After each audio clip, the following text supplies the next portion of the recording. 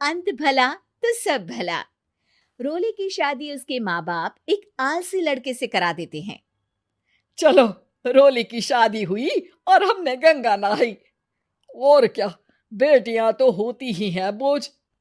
हाँ, पर अब क्या चिंता, उतार तो दिया बोझ तुमने, अब वो लोग समझे। ससुराल में रोली का पति कहता है, देखो, मैं कोई काम नहीं करता, ये बात तुम्हारे मम्मी पापा को बता दी थी मैंने। अब जो किराया आता है दुकान का, उसी से घर का गुजारा करना है। कभी भूल से भी कोशिश ना करना किसी चीज की डिमांड की। क्या मम्मी पापा को पता था कि आप कोई काम नहीं करते? और क्या, बड़ा अच्छे से पता था। उन लोगों को तो तुम बोझ लगती थी, बोल रहे थे कि बस शादी कर लो और कोई मतलब नहीं है। रोली को यह सुनकर बहुत गुस्सा आता है, लेकिन करती भी तो क्या, क्योंकि वो जानती थी कि उसके माता पिता ऐसे ही हैं। जैसे तैसे रोली दिन काट रही थी। रोली को एक प्यारी सी बेटी होती है। धीरे धीरे वो बड़ी होती है और उसके साथ उसकी जरूरतें भी बढ़ती जाती हैं। सुनिए जी, अब तो सिमी बड़ी हो रही है, उसका स्कूल में दाखिला कराना है। मैंने अब तक तो जैसे तैसे समय काट लिया, लेकिन मैं बच्ची की परवरिश में कोई कमी नहीं रखूंगी। अरे क्या है यार, अब तो लगता है कोई ना कोई काम ढूंढना ही पड़ेगा। अब पति रोज काम की तलाश में जाता और बिना किसी काम के वापस आ जाता। रोली समझ जाती है कि पति के अंदर अब काम करने की क्षमता नहीं है। वो बेटी को उच्च शिक्षा देने के लिए कुछ करना चाहती थी, लेकिन करती तो क्या करती। एक दिन रोली की सहेली कहती है, रोली, मेरी कोई औलाद नहीं है। अगर तू मेरी औलाद को जन्म दे तो मैं तुझे तेरे मुंह मांगे पैसे दूंगी। अरे, तेरी औलाद को मैं कैसे जन्म दे सकती हूँ? सरोगेसी से। बच्चा मेरा और वैभव का ही होगा, लेकिन कोख तेरी होगी। ये संभव है रोली। रोली कुछ सोचकर कहती है, मुझे मंजूर है, लेकिन मैं इसका 2 लाख रुपया लूंगी। अरे कोई बात नहीं, मुझे मंजूर है। रोली खुश हो जाती है कि एक बच्चा पैदा करने का उसे 2 लाख रुपया मिलेगा। वो घर आकर पति को बताती है, वो भी खुश हो जाता है। अब क्या था, डॉक्टर के पास जाकर सहेली का बच्चा रोली की कोख में पलने लगता है। मुझे 20,000 चाहिए मेरे बेटी के एडमिशन के लिए। हाँ हाँ ठीक है, मैं उसके एडमिशन से लेकर सारे खर्चे उसके अकाउंट में डाल रही हूँ। रोली की बेटी का एडमिशन हो जाता है। रोली को लगता है कि वो अब सब कुछ ठीक कर देगी। दिन और महीने आगे बढ़ते हैं। अब एक दिन, एक बात कहूं जी, काश इस बच्चे को मैं रख पाती। मैं अब इससे काफी जुड़ गई हूँ। अरे यार, पता नहीं किसका बच्चा है, अपने पास है ना अपनी मुन्नी।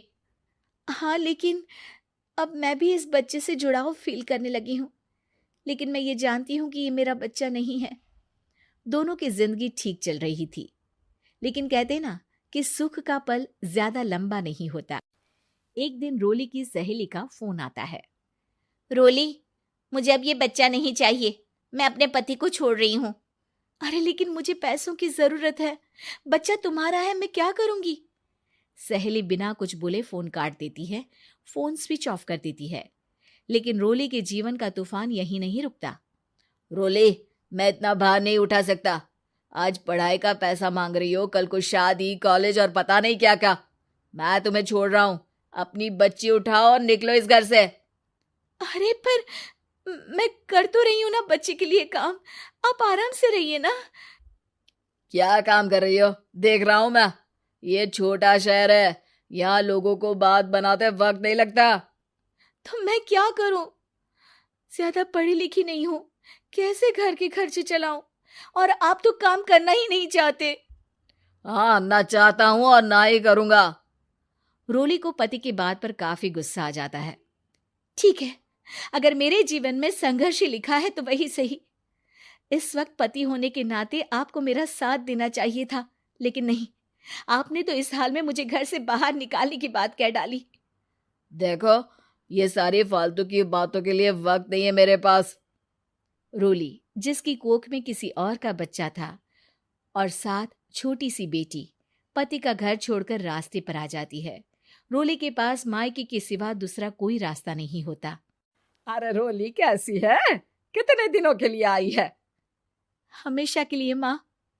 वो माँ को सारी बात बता देती है। ओए लड़की, इतनी हिम्मत का काम कर लिया। अरे ना ना, यहाँ कोई जगह नहीं है। तुम तो अपना बोरिया बिस्तर उठाओ और निकलो यहाँ से। रोली के पास अब मायके का रास्ता भी नहीं बचता। वो चुपचाप बच्ची को लेकर जा रही थी कि उसे दर्द होता है और वो डॉक्टर के पास चली जाती है और फिर वहां वो एक प्यारे से बेटे को जन्म देती है। कितना प्यारा है, कितने अभागे हैं इसके माँ बाप जो इसके पैदा होने पर भी नहीं है। तभी वहां डॉक्टर आ जाती है। रोली, बच्चे के पिता तुमसे मिलना चाहते हैं। आपका बहुत बहुत शुक्रिया। मैं इस बच्चे को पालूंगा, भले ही इसकी माँ ने इसे छोड़ दिया हो, पर मैं अपनी जिम्मेदारी निभाऊंगा। तो क्या आप मुझे इसके पैदा करने के लिए जिन पैसों की बात हुई थी वो भी देंगे? हाँ, और साथ ही आप चाहें तो मेरे घर में रहकर मेरे बच्चे की देखभाल भी कर सकती हैं। मैं उसके लिए आपको सैलरी दे दिया करूंगा। रोली को लगता है कि जैसे भगवान ने उसके लिए सुकून का रास्ता खोल दिया। वो अब मुकेश के साथ उसके घर चली जाती है, जहां रहकर वो उस बच्चे की देखरेख करती है। अब मुकेश के घर को रोली अच्छे से संभाल लेती है। उसके लिए खाना बनाने से लेकर बच्चों की देखभाल और घर की देखरेख।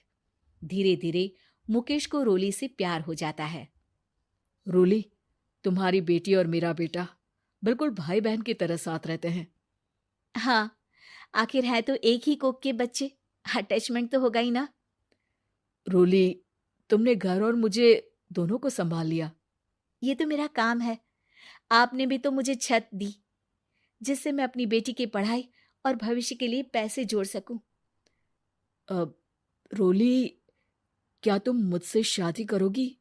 अब मैं जानता हूं तुम्हारी भी शादी कुछ खास अच्छी नहीं रही। रोली को मुकेश की बात ठीक लगती है। वो उसे हाँ बोलने की सोच ही रही होती है कि उसके पहले पति का फोन आ जाता है। रोली, मैं बहुत परेशान हूँ। मेरा एक्सीडेंट हो गया है। मैं चाहता हूँ तुम वापस आ जाओ। रोली को पुराने पति की चिंता होने लगती है। वो सोचती है कि वो क्या कर रही थी। हाँ हाँ ठीक है, मैं आ रही हूँ।